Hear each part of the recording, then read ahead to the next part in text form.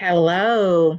So my name is Paula, and you all have been hearing lots of things on the media about the PPP loan.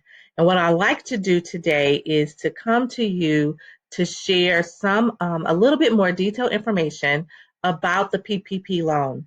Very frequently, SBA, the Small Business Administration, puts out a frequently asked questions publication to let us know what are the ins and outs of the program to give us a better understanding on how to use it and to how to complete the information. Well, there was one that just recently came out on May 19th, and I'd like to go over some key things that I think will help you along your way. So I'd like to go over a few of the frequently asked questions to help you get a better understanding on how to apply it to your business and how to maximize the eligibility. Now, I get this question quite a bit. I am a independent contractor, or I am a sole proprietor. Am I eligible to apply for the PPP loan? The answer is yes. Now, then I get this question quite a bit. Okay, I have a business, I have workers, but most of them are not W-2 employees. They are independent contractors. Am I able to count my independent contractors, those that I'm paying on a 1099, in my calculations for my PPP loan? And unfortunately, the answer is no.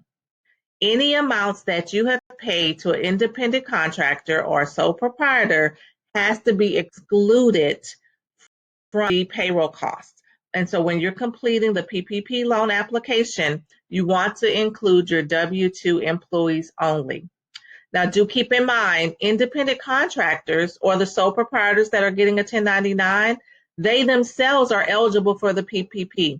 So as long as they meet and satisfy the applicable requirements, they can use the data from their own Schedule Cs or their business tax returns to apply themselves for the PPP.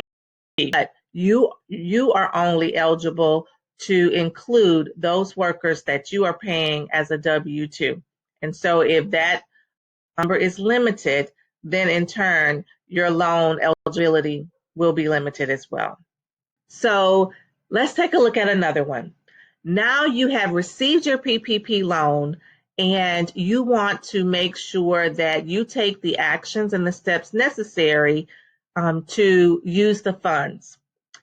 Question 20, the amount of forgiveness of a PPP loan depends on the borrower's payroll costs over an 8-week period. So when does that 8-week period actually begin? Well, that's a good one, and it's very important because you have a limited amount of time to use the funds that you receive to maximize the amount that will be forgiven. And so the 8-week period begins the date that the lender makes the first disbursement to you. And so whenever that first disbursement happens, that 8-week period starts. Okay, now the lender has a responsibility to make that disbursement to you no later than 10 days from the date that they tell you that your loan has been approved. So you have, again, 8 weeks to use the funds so that you can ensure that they are forgiven. Now, what happens? You don't use the funds, then instead of being forgiven and having a grant, you now have a loan situation. So it's very important to work with a trusted advisor and work with your bookkeeper so that you are keeping track of when your 8 weeks start and how you're actually using those funds, and that you're using them in a manner that will maximize you getting forgiveness of those loans.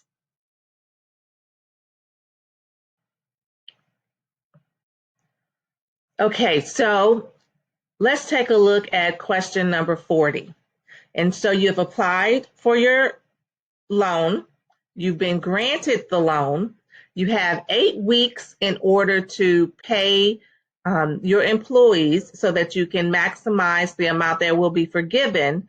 But what happens if you have laid off your employees, You have offered to rehire them so that you can use the funds, but the employee declines your offer. Will you still get that loan actually forgiven? So this is a big one. It is very important that you make a good faith effort to rehire your employees.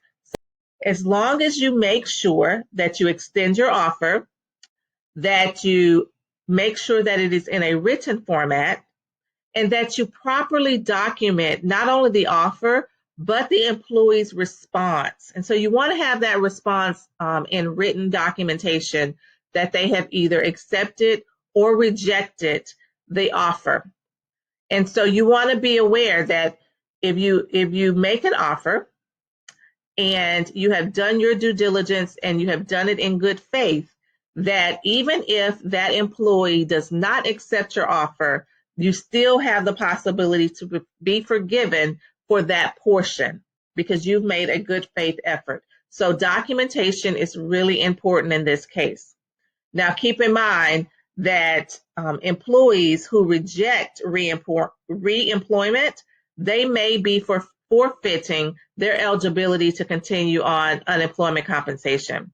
So they're putting themselves at jeopardy in that case. But you, as the business owner, your obligation is just to make a good faith effort, a written offer of rehire, and then documentation of the acceptance or rejection so that you can use that information, again, to maximize your ability to have loan forgiveness. And as long as you're able to do that, then you're positioning yourself, even in the event that the employee does not accept your rehire offer, to have that portion forgiven.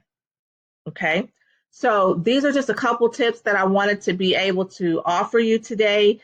Keep in mind, I'm available for strategy sessions. There's a link there in the post. Please do click on it. I'd be happy to talk to you about how you can maximize your loan forgiveness, as well as making sure that you are doing proper bookkeeping and documentation so that you will be in the best position to not only sustain and grow your business during this time, but also to maximize your ability to not have to repay this loan. So again, my name is Paula Suggs, and I look forward to hearing from you soon. Again, click the link below, and I'd be happy to speak with you in the strategy session soon.